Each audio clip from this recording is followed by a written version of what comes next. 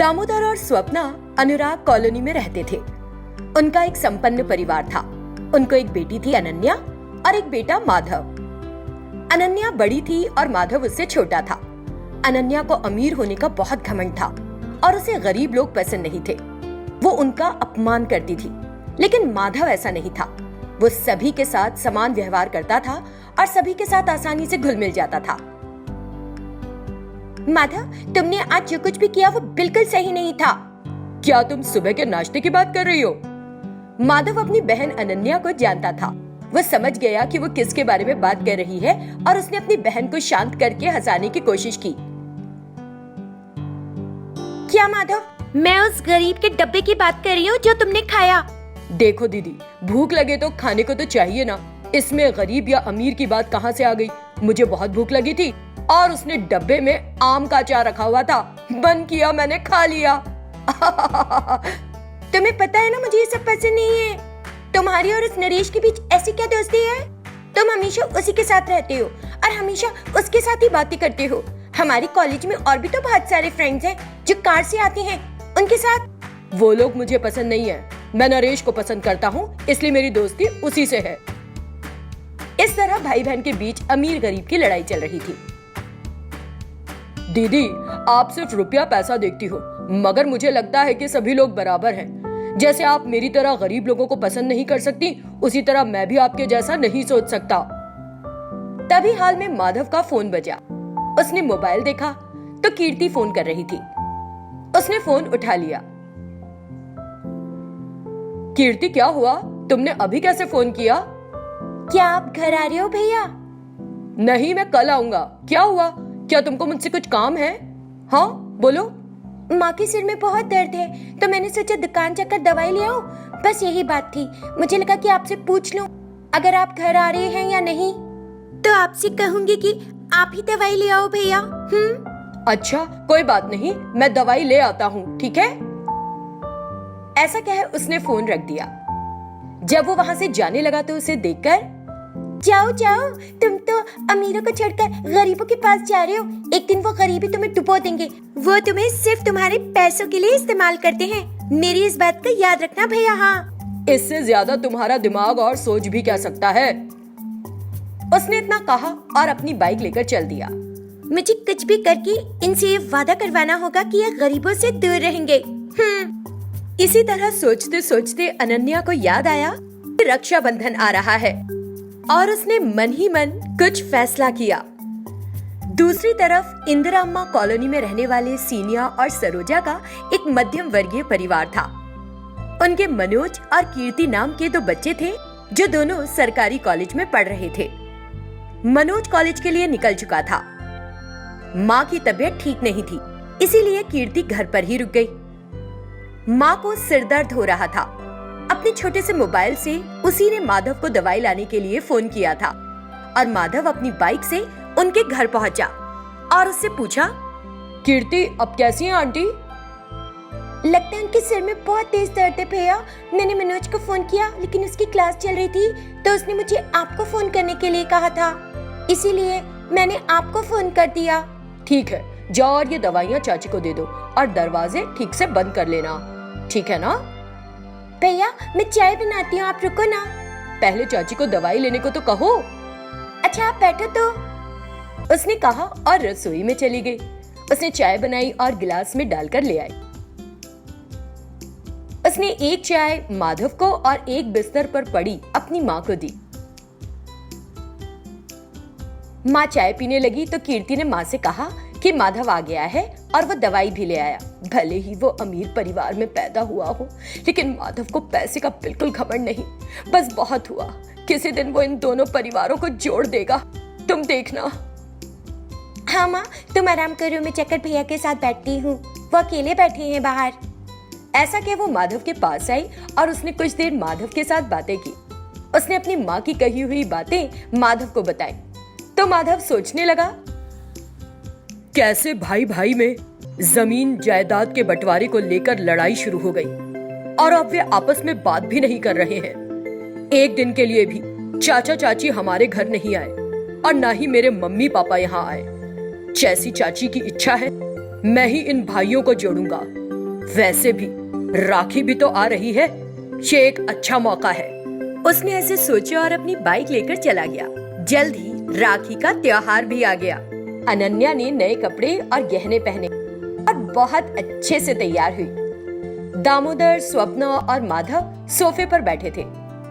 अनन्या चांदी की थाली में राखी, कुमकुम और मिठाई लेकर माधव के पास आई।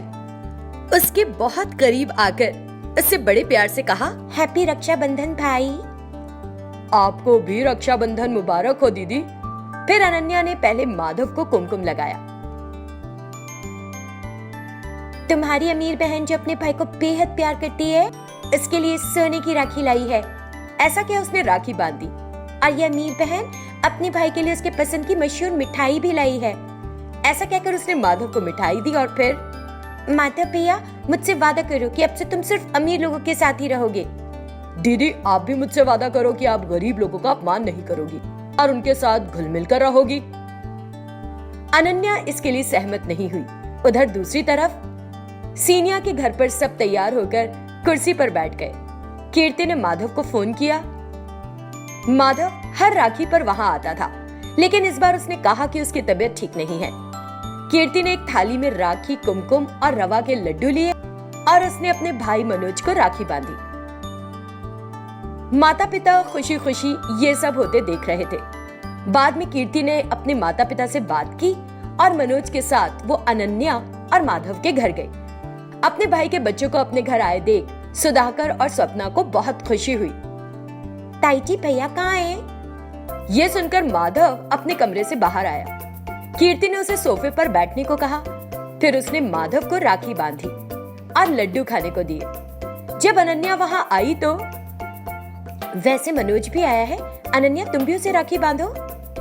मैं गरीब लोगों को राखी नहीं बांधूंगी माँ, प्लीज मुझे परेशान मत करो।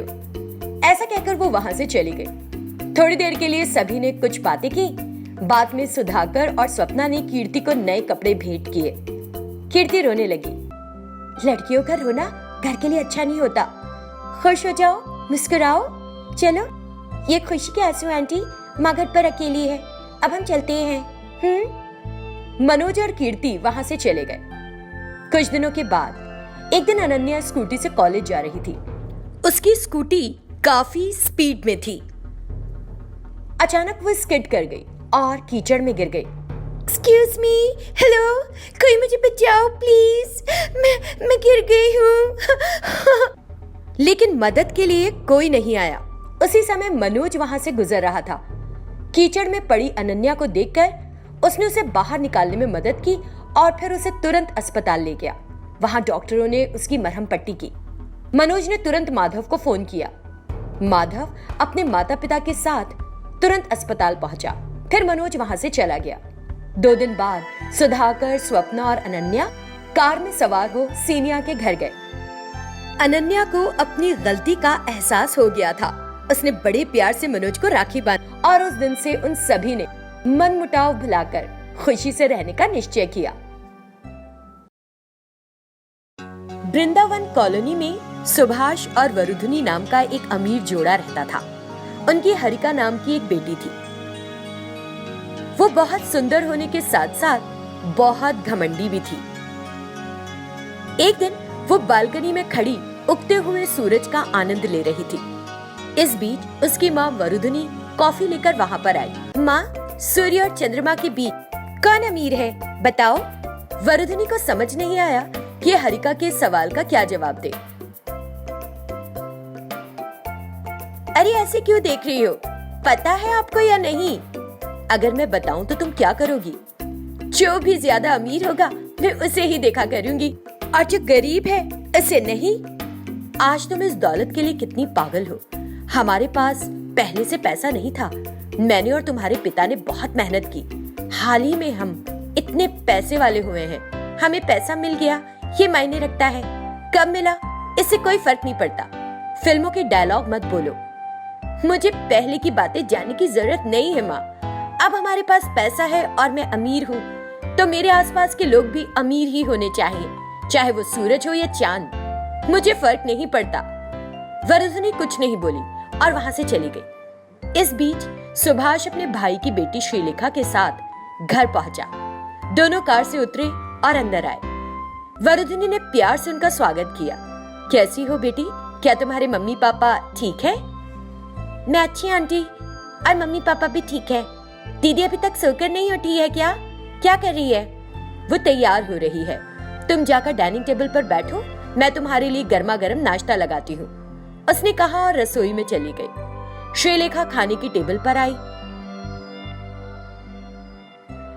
तब तक हरिका भी तैयार हो अपना पर्स लिए हॉल में आ गई। हाय दीदी, कैसी हो तुम? और तुम्हारे कपड़े कितनी गरीब लग रही हो। मैं तुमसे बात नहीं करूंगी, हमारे बीच कोई रिश्ता नहीं है, समझी ना? ऐसा कहकर वो डाइनिंग टेबल पर बैठने लगी। आपको कैसे लगता है कि कोई रिश्ता नहीं है? अमीर और गरीब के बीच तो हमेशा से रिश्ता है। जब वो ऐसा कह रही थी, वरुधिनी नाश्ता लेकर आई। श्रीलेखा ने वरुधिनी के हाथ से नाश्ता लिया और हरिका को परोसने लगी। ये देख हरिका ने अपने पर्स से कुछ पैसे निकाले और बड़ी लापरवाही से उसके ऊपर फेंक दिए। कुछ नोट इधर उधर भी गिर गए। मुझे नाश्ता परोसने के लिए मेरी तरफ से ये टिप है। मुझे लगता है तुमने इतने पैसे कभी नहीं देखे होंगे। ये देखकर वरुधिनी गुस्से से खाने की टेबल पर आई और हरिका को डांटा। फिर श्रीलेखा चुपचाप उठकर झाड़ू और डस्टपैन लेकर आई, पैसे उठाए और गिनकर टेबल पर रख दिए। जब श्रीलेखा वहां से जाने लगी तब, ये पैसा तुम्हारे लिए है, मेरी सेवा करने के लिए तुम्हें टिप दे रही हूँ। मुझे बताओ अगर पैसा कम है थोड़ा और दे दूंगी। गरीबों को बांटना आदत है मेरी। श्रीलेखा कुछ नहीं बोली। उसने वो पैसा लिया और अपने कमरे में चली गई और उन पैसों को एक जार में रख दिया। दिन गुजरते रहे। श्रीलेखा जब भी कोई काम करती, हरिका उसे टिप में कुछ पैसे देती और श्रीलेखा उस पैसे को जार में जमा करती।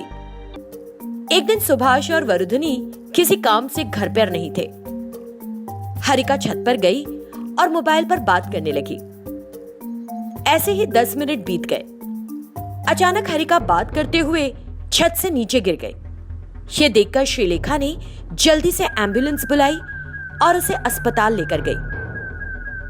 वहां डॉक्टर की जांच करने के बाद पता चला कि उसे खून की जरूरत है। श्रीलेखा जानती थी कि उसका और हरिका का ब्लड ग्रुप एक ही है। उसने अपना खून हरिका को दिया।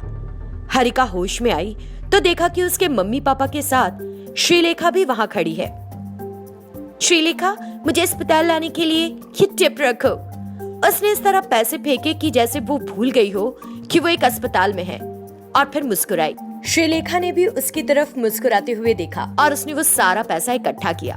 तुमने मुझे अस्पताल लाने के लिए टिप दी, लेकिन जो मैंने तुम्हें अपना खून दिया है उसके लिए तुम क्या करोगी? क्या तुम जैसे गरीब का खून मेरे अमीर शरीर में बह रहा है? नहीं, मैं नहीं सह सकती। इसके घटिया खून को मेरे शरीर से निकाल दो। इस तरह उसने अस्पताल में शोर मचाना शुरू कर दिया और वो किसी की बात मानने को तैयार नहीं थी। वो चिल्लाती रही कि उसके अमीर शरीर में से गरीब खून को निकाला जाए। आखिर में माँ वरुधिनी ने उसे एक तमाचा जड़ दिया और उसे डांटा। तब जाकर वो चुप हुई। वो इलाज करवाकर घर वापस आई। श्रीलेखा ने हरिका के टिप में दिए हुए सारे पैसे एक जार में रख लिए। एक दिन, दीदी क्या हम दोनों मंदिर चलें आज? मैं नहीं जाऊंगी, तुम जाओ तो जाओ। नहीं दीदी, तुमको मेरे साथ आना होगा। मैंने भगवान से मांगा था कि तुम अस्पताल से अच्छी होकर घर आ जाओगी तो मैं तुम्हें मंदिर ले चलूंगी। तुमको मेरे साथ आना ही होगा, नहीं तो भगवान नाराज हो जाएंगे। मैं अमीर हूँ, मैं कहीं नहीं जाती। भगवान भी मुझसे नाराज नहीं होते। मैं नहीं जाऊंगी। प्लीज दीदी चलो ना। हरिका आखिर मान गई और श्रीलेखा और वो दोनों मंदिर गए। वहां दुकान पर नारियल लेते समय भी हरिका ने फेंक कर पैसे दिए। फूल की दुकान पर भी ऐसे ही किया। वो मंदिर के बाहर ही खड़ी होकर पूजा करने लगी, लेकिन श्रीलेखा मंदिर के अंदर गई, नारियल तोड़ा और प्रसाद लेकर बाहर आई। फिर दोनों एक साथ कार में घर जाने लगे। एक सिग्नल पर कार रुकी, तभी वहां एक भिखारी आया और कुछ मांगने लगा। श्रीलेखा को दया आई और उसने उसे कुछ पैसे दिए। देखते ही देखते हरिका ने उस भिखारी को अपनी तरफ इशारे से बुलाया। और जब वो आया तो तुरंत अपने हैंडबैग से निकालकर उसकी तरफ कुछ नोट फेंके। ऐसे ही समय बीतता जा रहा था। एक दिन एक सब्जी बेचने वाला उनकी गली से गुजरा। सब्जियां, ताजा ताजा सब्जियां, आइए मैडम खरीदिए ताजा सब्जियां। उसकी आवाज सुनकर वरुधिनी ने तुरंत टोकरी ली। श्रीलेखा, श्रीलेखा, सुनकर श्रीलेखा उसके पास आई। हाँ जी बोलिए, बाहर सब्जी बेचने वाला आया है, सब्जी जाकर ले आओगी? ठीक है आंटी। उसने तुरंत टोकरी ली और उस सब्जी बेचने वाले को बुलाया। भैया आना जरा। वो अपनी गाड़ी को धक्का देता हुआ वहां आ गया। तभी हरिका भी अंदर से बाहर आए। अंकल टमाटर कितने का है? 1 किलो 50 रुपए का। 50 रुपए के तो काफी नहीं होंगे, मैं 100 रुपए के लूंगी। 2 किलो टमाटर, 1 किलो आलू और 1 किलो भिंडी दे दीजिए जरा। श्रीलेखा सब्जी लेकर पैसे गिनने लगी। पैसे गिनकर वो देने ही वाली थी कि हरिका ने अपनी दौलत का दिखावा करने के लिए अपने पैसे निकाले और सब्जी वाली की गाड़ी पर फेंककर अंदर चली गई। अमीर बच्चों के चोचलों पर मनी मन मुस्कुराता हुआ वो आगे बढ़ा।